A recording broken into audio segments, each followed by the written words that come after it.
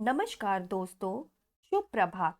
वर्तमान सत्र में श्रीमद् भागवत गीता के पठन पाठन पढ़ने पढ़ाने के क्रम में श्लोक संख्या 4, 5, 6 का अध्ययन करने जा रहे हैं।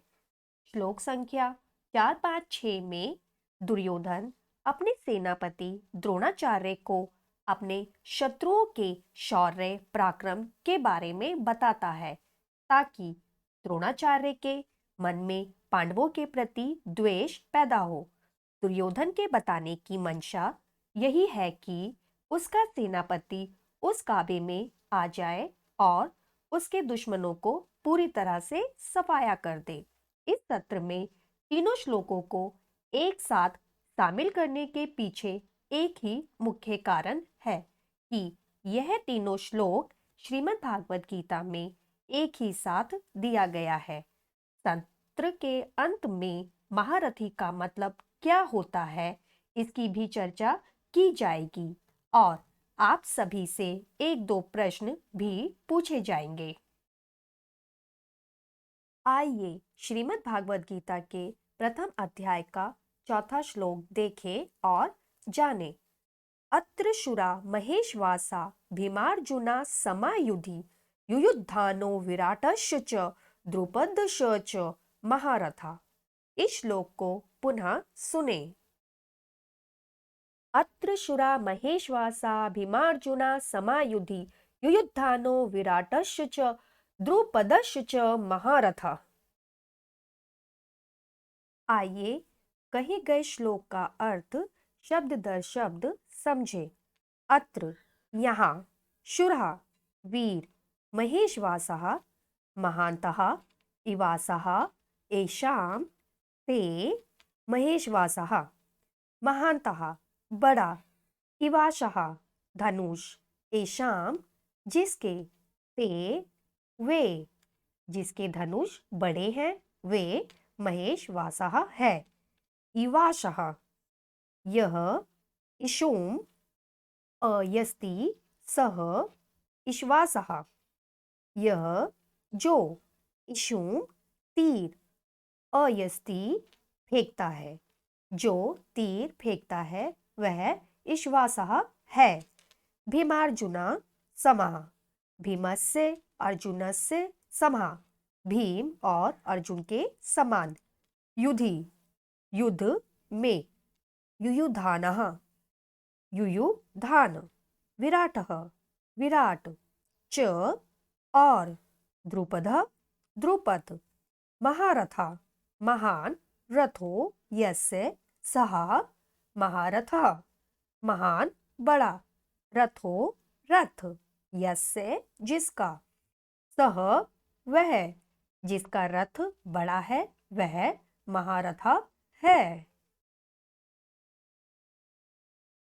श्लोक के शब्दों के अर्थ जानने के बाद आइए श्लोक के पदछेद के बारे में जानें। पदछेद अर्थात किसी विशेष स्थान पर शब्दों को अलग कर अर्थपूर्ण शब्द का निर्माण करना। पदछेदः अत्र शुरा महेशवासः भीमस्य अर्जुनस्य समायुधि युयुधानः विराटः च द्रुपदः च महारथा। अब इसे पुनः सुने। अत्र शुरा महेशवासः भीमस्य अर्जुनस्य समायुधि युयुधानः विराटः च द्रुपदः च महारथा। अब इस श्लोक का हिंदी अनुवाद सुने। यहाँ युद्ध में भीम और अर्जुन के समान वीर हैं युयुधान, विराट और महारथी द्रुपद हैं। अब इसे पुनः सुने। यहाँ युद्ध में भीम और अर्जुन के समान वीर हैं युयुधान, विराट और महारथी द्रुपद हैं। आइए श्रीमद् भागवत गीता के प्रथम अध्याय का 5वां श्लोक देखें और जानें। धृष्टकेतुः चेकितानः काशीराजश्च च वीरवानः पुरोचित कुंतीभोजश्च च शैवश्च च नरपुंगवः। अब इस श्लोक को पुनः सुने। धृष्टकेतुः चेकितानः काशीराजश्च च वीरवान् पुरुजित् कुन्तीभोजश्च च शैवश्च च नरपुंगवः। आइए कहे गए श्लोक का अर्थ शब्द दर शब्द समझे। धृष्टकेतुः धृष्टकेतु, चेकितानः चेकितान, काशीराजः काश्यः राजा, काश्यः काशी का राजा, राजा काशी का राजा, च और वीरवानः वीर, पुरुजीत पुरुजीत, कुंतीभोजः कुंतीभोज, च और शैवः शैव्य, नरपुंगवः नरेषु पुंगवः, नरेषु पुरुषों में, पुंगवः साढ़, पुरुषों में साढ़। श्लोक के शब्दों के अर्थ जानने के बाद आइए श्लोक के पदच्छेद के बारे में जानें। पदच्छेदः धृष्टकेतुः चेकितानः काश्यः राजा च वीरवान् पुरुजित् कुन्तीभोजः च शैव्यः च नरेषु पुंगवः। अब इसे पुनः सुने।